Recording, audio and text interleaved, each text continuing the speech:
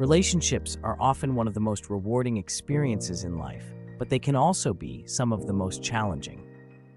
One of the hardest feelings to experience in a relationship is the sense that you're being taken advantage of. You give and give and give, but it feels like the other person isn't giving back in the same way. It can feel like you're constantly pouring your energy, time, and love into someone, but getting little to nothing in return. If you've ever found yourself in a situation like this, or perhaps you feel like this has been a recurring pattern in your relationships, then this video is for you. Today, we're going to dive deep into the reasons why you might feel taken advantage of and explore ways to shift the dynamics in your relationship so you can build something more balanced and fulfilling. The root of the problem: why do we feel used in relationships? The feeling of being taken advantage of in a relationship doesn't typically arise from a single event or instance.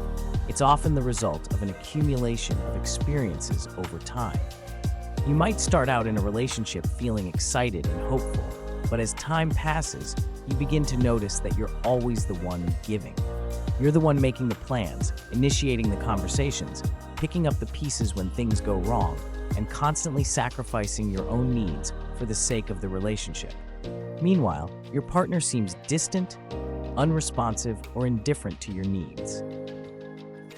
This dynamic can be emotionally exhausting, and over time, it leads to feelings of frustration, resentment, and even loneliness. So why does this happen? Why do so many people end up in relationships where they feel like they're doing all the work, only to feel emotionally drained and unappreciated? 1. The early signs of an unbalanced relationship.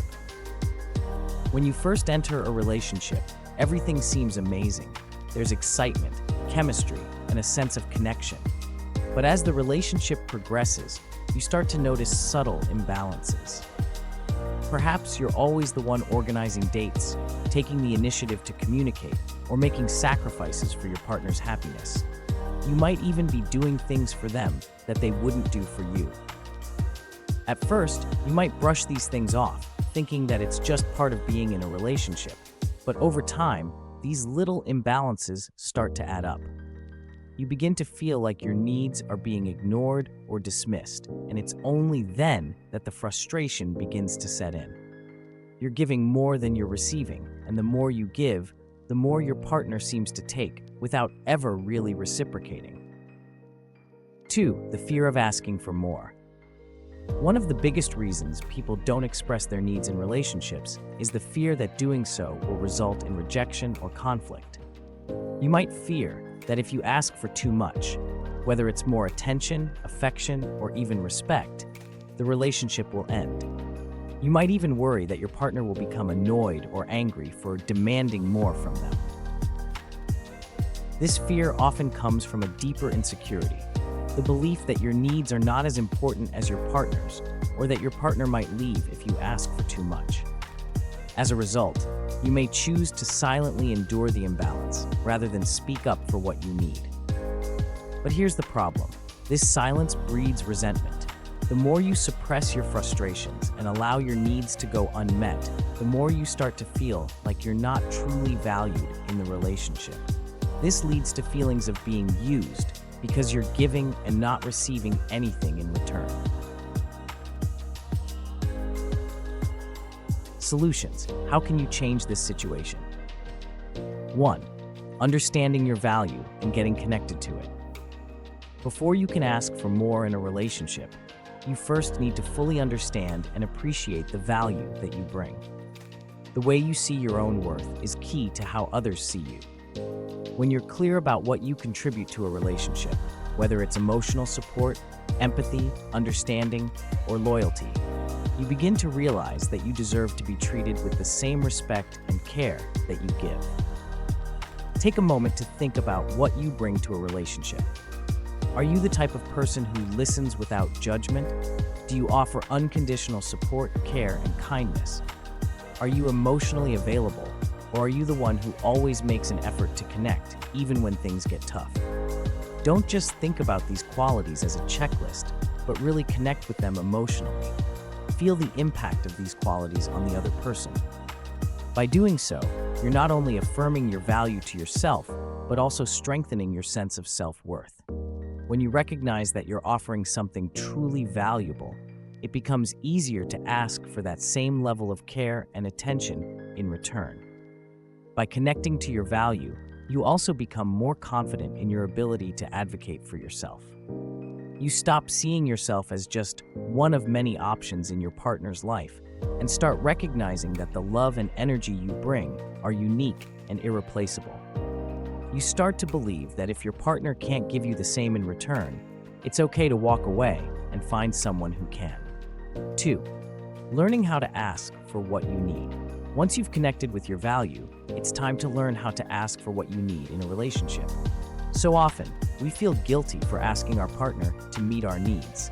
But it's not selfish to want love, attention, or respect. It's a basic human need, especially in romantic relationships.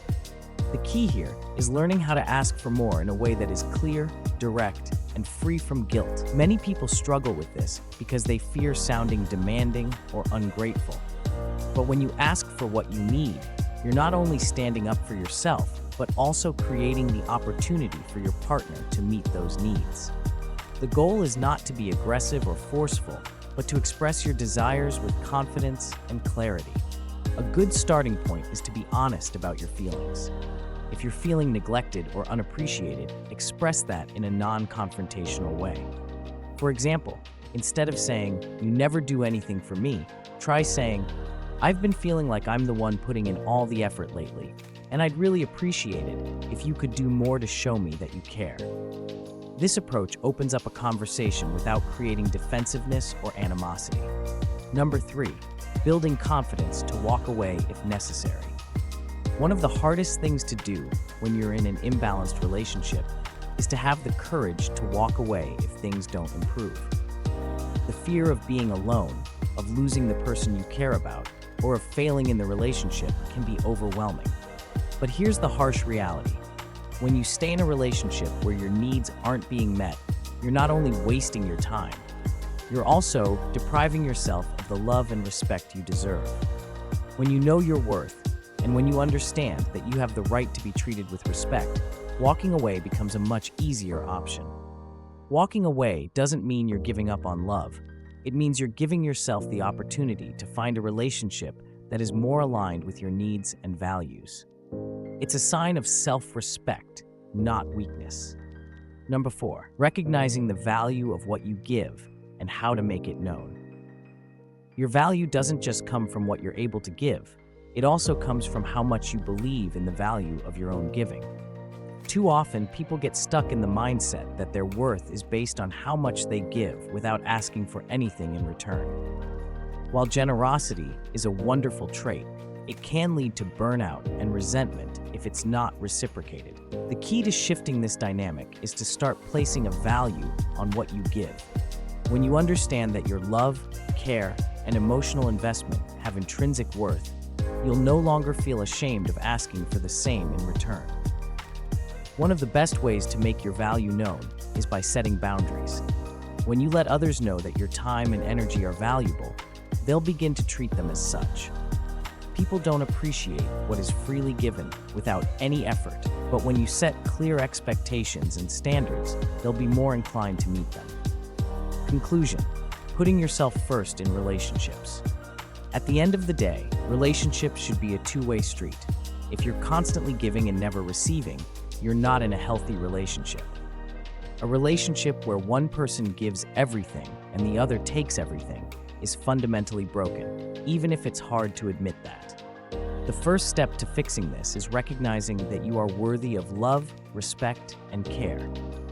You don't need to prove your worth to anyone. Once you start valuing yourself and understanding the importance of your own needs, you'll stop tolerating relationships that don't serve you. If you find yourself in a situation where you feel like you're giving too much and not getting enough in return, don't be afraid to speak up. Don't be afraid to ask for what you need. If the relationship can't meet your needs, it might be time to walk away and seek out a relationship where you can feel valued, respected, and loved in return.